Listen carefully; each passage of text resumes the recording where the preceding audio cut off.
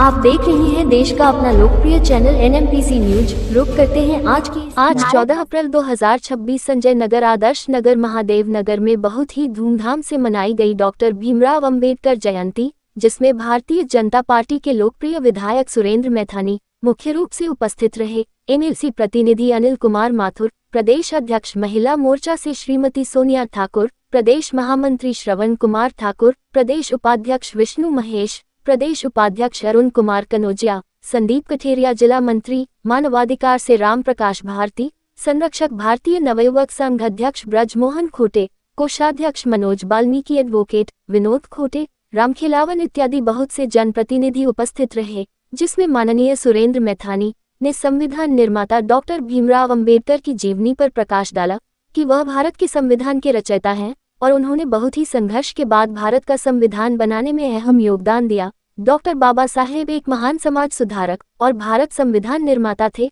जिनका जन्म 14 अप्रैल 1891 को हुआ था। उन्होंने अपना जीवन समाज में समानता लाने के लिए संघर्ष किया, दलित और गरीबों के अधिकार की आवाज बने। उन्होंने शिक्षित बनो, संगठित रहो, संघर्ष करो का प्रसिद्ध नारा दिया। डॉक्टर साहब ने विदेशों से डिग्रियां प्राप्त की, उन्हें कलम का बादशाह भी कहा जाता है। आजादी के बाद वह भारत सरकार के पहले विधि एवं न्याय मंत्री बने। 6 दिसंबर 1956 को उन्होंने अंतिम सांस ली। मरणोपरांत उनके अतुलनीय योगदान के लिए उन्हें 1990 में भारत के सर्वोच्च नागरिक सम्मान भारत रत्न से सम्मानित किया गया। Crime bureau chief Shravan Kumar Thakur, Kanpur नगर। हमारे संविधान निर्माता भारत रत्न डॉक्टर भीमराव अंबेडकर जी की आज 135वीं जयंती के अवसर पर मैं अपनी तरफ से, देश के प्रधानमंत्री आदरणीय मोदी जी की तरफ से और उत्तर प्रदेश के माननीय मुख्यमंत्री योगी आदित्यनाथ जी की तरफ से सभी को बहुत बहुत शुभकामनाएं और बधाई देता हूं। और बधाई इसलिए भी देता हूं कि जब 1947 के लिए भारत आजाद हुआ, उस समय पूरा देश असमंजस में था कि आखिर देश का संचालन होगा कैसे। और कांग्रेस तब की बाबा साहब को संवैधानिक सभा का सदस्य भी नहीं बनने दे रही थी, चुनाव भी हरवा रही थी। और बाबा साहब की वो प्रतिभा थी और हम सब लोगों का सौभाग्य था कि बाबा साहब उस संविधान सभा के सदस्य बने और उन्होंने संवैधानिक व्यवस्था की रचना करी। और तब 26 नवंबर 1949 को इसको अंगीकृत कराया और तब आज पूरी व्यवस्था पूरे देश में संचालित हो रही है। और उन्हीं के लिखे हुए संविधान के आधार पर ये देश आज मोदी जी पूरे विश्व में इसका मान बढ़ा रहे हैं, वो सारी उसी संवैधानिक व्यवस्था के अंतर्गत है। और मैं धन्यवाद मोदी जी को इसलिए भी दूंगा कि उन्होंने बाबा साहेब के जीवन से संबंधित 5 स्थलों को तीर्थ स्थल बना करके घोषित करके आने वाली पीढ़ी उस गर्व पर अपने अनुभव को और गर्वान्वित महसूस कर सके कि कैसे बाबा साहब का जीवन जिया उन्होंने, कैसे कठिन परिस्थितियों में जिया, कहाँ शिक्षा ग्रहण करी, कहाँ रहते थे।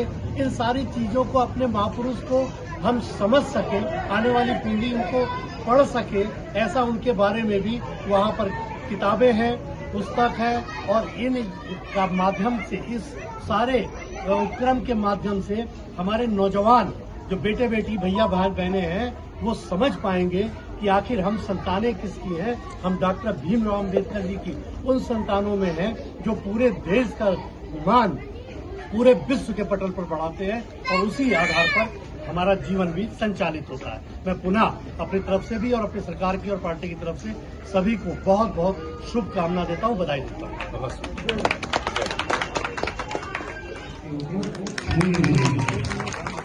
बुलडोजर न चलाने की हिदायत दे दी थी और आज कोई भाई का लाल नहीं जो योगी आदित्यनाथ जी में रहते हुए हमारे किसी गरीब के घर को गिराने का प्रयास कर सके। उसके बाद ये सड़क देना, नहर को बनाना, छठ मैया के पूजन को कराना, पूरी बस्ती में इसमें पेयजल सीवर के भी आधार पे इसको अमृत योजना में ले लिया गया है। वो भी सब आपको प्राप्त होगी। हमारे पूर्व के भी जनप्रतिनिधियों ने और वर्तमान में भी जनप्रतिनिधियों ने बड़ा सहयोग किया और उस कारण से हमारी चाहे महापौर प्रवीणा पांडे जी हो, चाहे हमारे सांसद रमेश अवस्थी जी हो, चाहे हमारे पूर्व विधायक और पूर्व सांसद सतदेव पचौरी जी हो, सभी लोगों ने इस बस्ती को बहुत प्राथमिकता से लिया है। और मैं तो वैसे भी आपके बीच में बार बार मुझे लगता है 100 वर्ष से अधिक मैं इस बस्ती से निकला हुआ आया हुआ। प्रकाश जी और उनकी पूरी टीम और हमारे छोटे जी, अजय जी, सभी लोग, आप सारे ही लोग, विनोद जी, सारे ही लोग, आप सब लोग हमसे संपर्क में रहते हैं और जो भी काम बस्ती के लिए कहते हैं उसको भी हम सब पूरा करते हैं। पेयजल की व्यवस्था भी वहाँ हो रही है। टंकी आपने देखा होगा कि पानी की टंकी कितनी बेतहाशा टंकियां इस विधानसभा में जो भी है, पूरे उत्तर प्रदेश की विधानसभाएं सब सर्वाधिक अगर पानी की टंकी नहीं लगी है तो हमारी विधानसभा क्षेत्र में गोविंदनगर विधानसभा में लगी है। और आगे भी एक सेक्शन थे, उन्होंने कहा तो मैंने कहा प्रकाश जी नोट कर दीजिएगा, जहां पे कह रहे हैं वहां टंकी में लगा दूंगा। पानी से कहीं महरूम पूरी विधानसभा में नहीं होने दूंगा।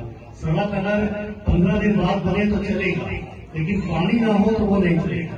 इसके लिए बहुत प्राथमिकता से आप सबका ध्यान रखने का काम करता हूँ। आगे भी पूरी जिम्मेदारी के साथ आप सबकी इन समस्याओं को ही नहीं बल्कि बस्ती को भी और अधिक डेवलप करने में, जैसे सीवर है, पेयजल है, अमृत योजना से इसको जोड़ा है, तो सारा तेजी से आपको दिखा होगा काम और आगे भी दिखाई देगा। आपको बहुत बहुत आज बाबा साहब की जयंती की पुनः बधाई, शुभकामनाएं।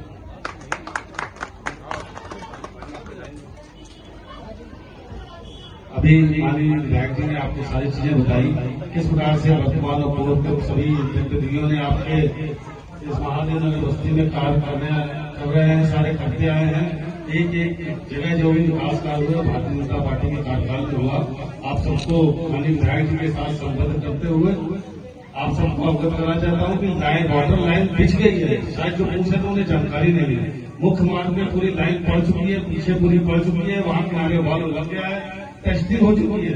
पानी का प्रेशर इतनी तेज है कि लाइन फाड़ रहा है। हमने बीच में अंदर से पूरी लाइनें बिछ चुकी है, जहाँ कई जगह पे कनेक्शन भी हो चुके हैं। जो महोदय पूछ रहे थे उनको बताना चाहता हूँ, पूरी बस्ती में लाइन बिछ गई, जहाँ रह गया वहाँ अभी भी काम चल रहा है। अभी जाके पीछे देखिए काम चल रहा है वहाँ पर।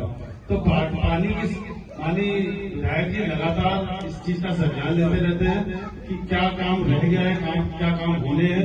लगातार अपनी चिंता करते हैं कि किस तरीके से महादेव नगर बस्ती के अंदर पानी की समस्या, सीवर की समस्या जो भी है। अभी आपको बताया कि अमृत योजना के तहत हमारा ये वार्ड पूरा अमृत योजना दिया गया, जिसमें सारी सीवर लाइनें जहाँ भी है, इसके अलावा भी जहाँ नहीं है वहां भी पड़ रही है। और कई जगह काम हो चुका है, अभी बना में जहाँ पे नहीं था वहां पड़ गया है। तो सभी जगह काम हो रहा है। माननीय विधायक जी का लगातार सहयोग और लगातार उनकी तिरछी नजर रहती है, कौन काम कर रहा है, कौन काम नहीं कर रहा है। अधिकारियों को लगातार कसते रहते हैं। उसका परिणाम है कि जितने भी विकास कार्य हैं वो लगातार हो रहे हैं। मैं आभार व्यक्त करता हूँ माननीय विधायक जी का, जो लगातार हम सबका सहयोग करके इस तरीके से विकास कार्यों की श्रृंखला बनाए हुए। आप सभी का बहुत बहुत धन्यवाद, बहुत बहुत आभार।